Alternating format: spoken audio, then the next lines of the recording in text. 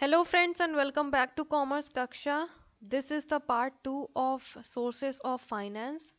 So इस video में हम शॉर्ट टर्म सोर्सेज को डिस्कस करेंगे short term sources of finance. चलिए इसको स्टार्ट करते हैं। शॉर्ट टर्म सोर्सेज में आपका है सबसे पहला ट्रेड क्रेडिट।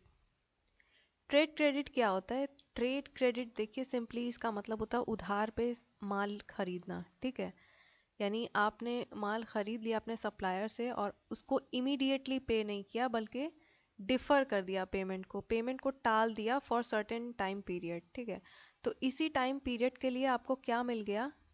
क्रेडिट मिल गया, और एक तरह से ये इनडायरेक्ट सोर्स ऑफ फाइनेंस हो गया। यानी वो पैसा पैसा तो आपको डायरेक्ट नहीं मिला, लेकिन पैसे से जो चीज़ें आप खरीदते वो चीज़ आपको मिल गई बिना पैसे पे किए। ठीक है, तो this is also an indirect source of financing, short term financing. इसको हम पढ़ लेते हैं एक बारी। Trade credit is an arrangement where a buyer is not required to pay for goods immediately upon delivery but are allowed a short term deferment period before payment is due। ठीक है, तो ये एक अरेंजमेंट है जहाँ पे buyer है, जो खरीदार है, उसको तुरंत पे करने की ज़रूरत नहीं पड़ती। उसको गुड्स की डिलीवरी मिल जाती है, लेकिन वो शॉर्ट टर्म डिफरमेंट पीरियड उसको मिल जाता है पेमेंट करने के लिए। ठीक है, देन आपका आता है short term loans. Short term loans क्या होता है? सिंपली जो आप बैंक से लेते हो, फाइनेंशियल इंस्टीट्यूशन, कमर्शियल बैंक से स्पेशली, जो आप लेते हो लोन और जिसको आपको विद इन 1 ईयर रीपे करना होता है। तो short term loans from banks are to be repaid in 1 year और less and can be use to cover any immediate business expenditures.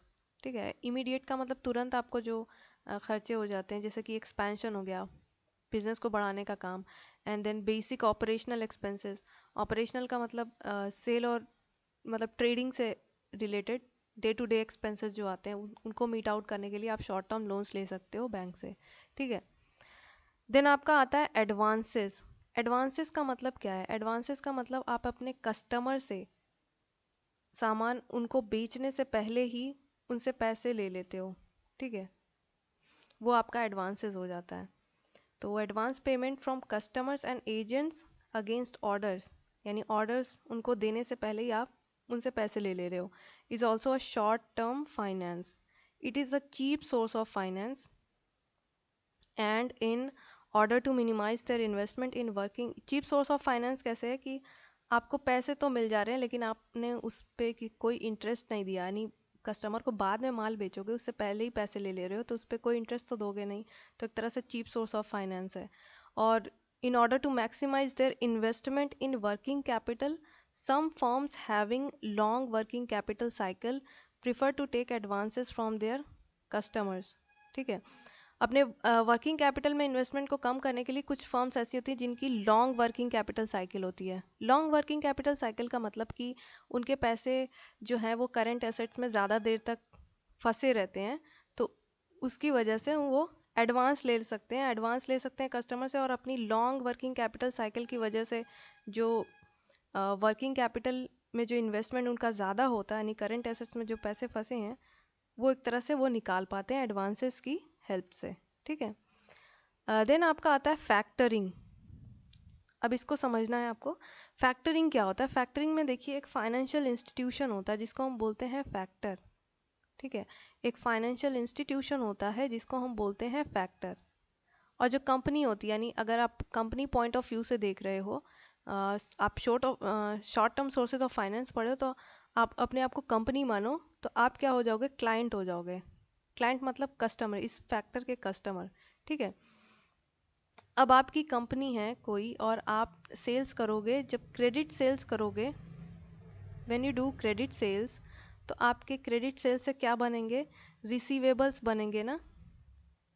Receivables का मतलब आपके बिल्स रिसीवेबल्स प्लस डेटर्स दोनों आते हैं ना रिसीवेबल्स में।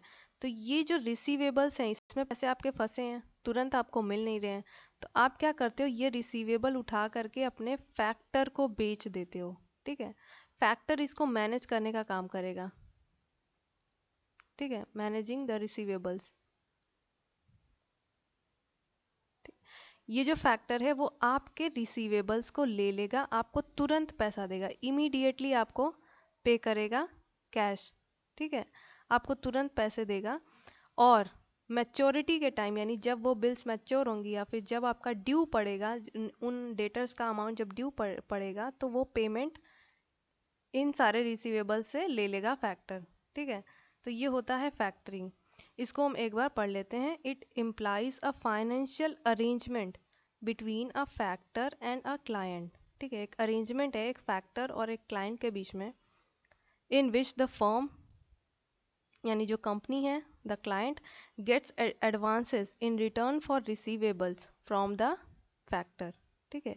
एक फाइनेंशियल अरेंजमेंट है जिसमें एक फैक्टर अपने क्लाइंट को एडवांस दे देता है, किसके बदले, रिसीवेबल्स के बदले, उसके रिसीवेबल्स को जो खरीदता है उसके बदले एडवांस पेमेंट दे देता है फैक्टर, ठीक है। Factor is a financial institution rendering services pertaining to the management and financing of trade receivables, ठीक है। कौन सी सर्विसेज देता है, फाइनेंसिंग करता है ट्रेड रिसीवेबल्स की, यानी जो आपके रिसीवेबल्स हैं उनको तुरंत आपको उनके पैसे दे देगा, और मैनेज करेगा, मैनेज करने का मतलब मैच्योरिटी के टाइम उनको कलेक्ट करेगा, ठीक है। चलिए अब आगे देखते हैं बिल डिस्काउंटिंग। बिल डिस्काउंटिंग किसको बोलते हैं, जब आप क्रेडिट सेल्स करते हो तो आपके कुछ बिल्स बनते हैं ना, बिल्स रिसीवेबल्स, ठीक है, इसमें पैसे फंसे हुए होते हैं और आपको तुरंत चाहिए होता है, तो आप उनको जा करके डिस्काउंट करा सकते हो बैंक से। आप बैंक को जाओगे, अपने बिल्स रिसीवेबल्स दे दोगे, और बैंक जो है, जैसे मान लीजिए आपके बिल्स रिसीवेबल्स थे 1000 के, ठीक है, ये आपको जो आपको मिलेगा 2 महीने के बाद, 2 मंथ के बाद इसकी ड्यू डेट है, ठीक है।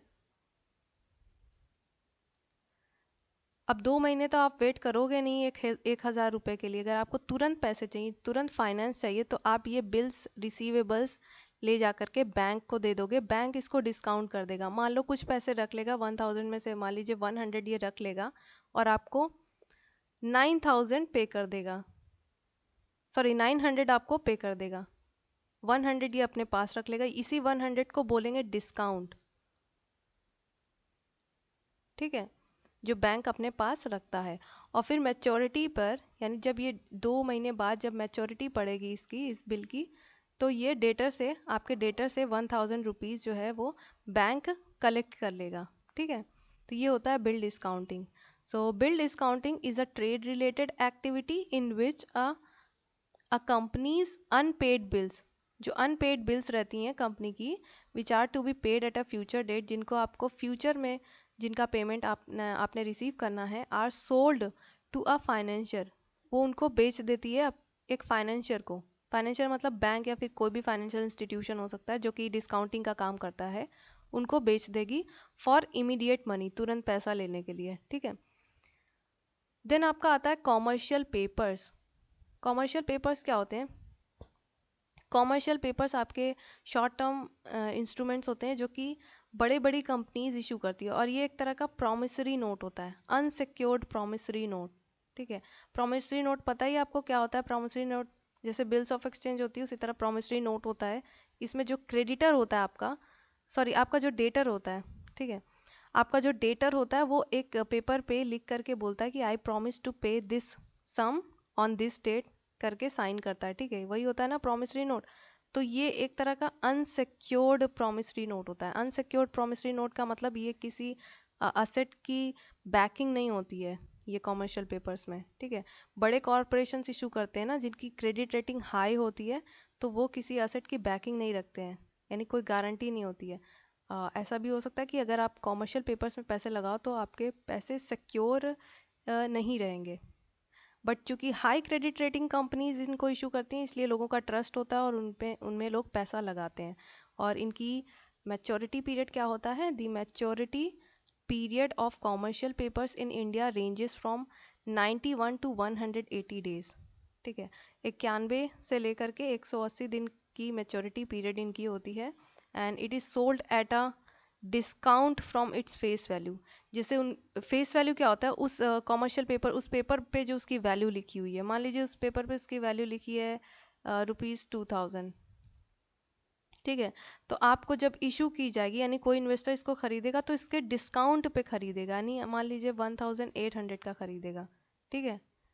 जो फेस वैल्यू उसकी जो उसके ऊपर जो वैल्यू लिखी हुई है उस पे नहीं खरीदेगा, ठीक है।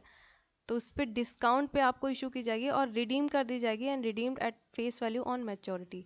जब भी उसकी मैच्योरिटी आएगी, मान लीजिए आफ्टर 180 डेज, आपको पूरे पैसे मिल जाएंगे, यानी 2000 मिल जाएंगे, तो आपको 200 का फ़ायदा हो जाएगा। यानी आपने लगाया एक 1800 और आपको 2000 रुपये मिल गया आफ्टर 180 डेज, ठीक है। तो ये होता है कॉमर्शियल पेपर। देन आपका आता है पब्लिक डिपॉजिट। पब्लिक डिपॉजिट किसको कहते हैं? पब्लिक डिपॉजिट का मतलब वो डिपॉजिट जो पब्लिक से आप इनवाइट कर रहे हो, ठीक है। जैसे आप बैंक में जाकर डिपॉजिट करते हो, आपको कुछ इंटरेस्ट मिलता है, उसी तरह कंपनी क्या बोलती है? कंपनी जनरल पब्लिक यानी जनता से बोलती है कि आप जो है वो बैंक में जाकर जमा ना करो, बल्कि आप मेरी कंपनी में आकर के जमा कर दो, ठीक है। और हम आपको बैंक से ज़्यादा पैसे देंगे, बैंक से ज़्यादा ब्याज देंगे आपको। और ये जो डिपॉजिट होते हैं ना, ये सिक्योर नहीं होते हैं। जैसे कॉमर्शियल पेपर होती है अनसिक्योर्ड होती है ना, उसी तरह पब्लिक डिपॉजिट भी, इस पे किसी असेट की बैकिंग नहीं होती है। यानी अगर इन केस कंपनी इंसॉल्वेंट हो गई तो आपने जो पब्लिक डिपॉजिट में पैसा लगाया था वो आपका डूब जाएगा, ठीक है। तो public deposit arise when company invites general public to deposit their savings for a certain period of time at a given rate of interest. जैसे डिपॉजिट होता है बैंक का कुछ टाइम पीरियड के लिए, कोई फिक्स टाइम पीरियड होता है, उसके लिए आप लगाते हो, फिक्स्ड रेट ऑफ इंटरेस्ट मिलता है। बिल्कुल इसी उसी तरह कंपनी भी आपको एक सर्टेन टाइम पीरियड के लिए इनवाइट करेगी पब्लिक से डिपॉजिट, और एक फिक्स्ड रेट ऑफ इंटरेस्ट उस पे देगी, जो कि जनरली हायर होता है बैंक की इंटरेस्ट रेट से। क्यों हायर होता है? क्योंकि ये अनसिक्योर्ड होती है ना, तो पब्लिक को अट्रैक्ट करने के लिए हायर इंटरेस्ट रखना पड़ेगा कंपनी को, ठीक है। So these are unsecured deposits invited by companies mainly to finance working capital needs. Working capital का मतलब अपने कंपनी के डे टू डे जो एक्सपेंसेस होते हैं उनको मीट आउट करने के लिए ये पब्लिक डिपॉजिट इनवाइट करती है कंपनीज, ठीक है। So these are the short term sources of finance, and thanks for watching. Like this video and subscribe the channel.